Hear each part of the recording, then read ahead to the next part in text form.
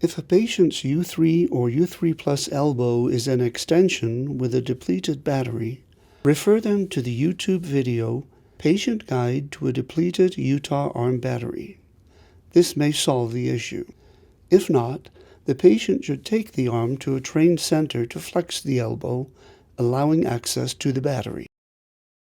Make sure the on-off switch is in the off position. Push the on-off button from the right side of the forearm toward the left side. The black side of the on-off switch will be most visible. Remove the forearm cover.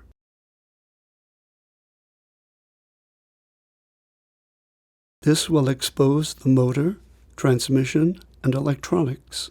Be careful to not damage the sensitive electronics. Locate the motor and primary drive gear on the left side of the elbow. Rotate this gear just as a motor would, and the elbow will likely start to flex. If so, continue until the elbow is flexed enough to allow battery removal. If you feel resistance and the elbow will not flex further, the lock pin is engaged, and the elbow requires a jump start.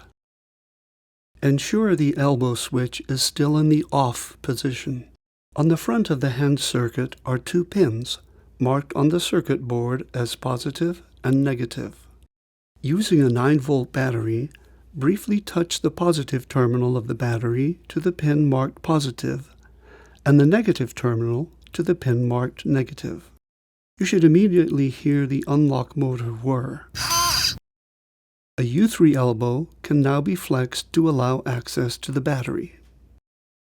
With the U3 Plus, you can now use the manual elbow flexion method to flex the elbow. If the motor whir is not heard, ensure the on-off switch is indeed in the off position. Then repeat the jump start procedure. If these steps still do not allow flexing of the elbow, please call motion control.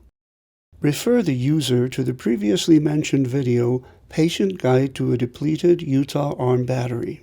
This video contains information to minimize the occurrence of this situation.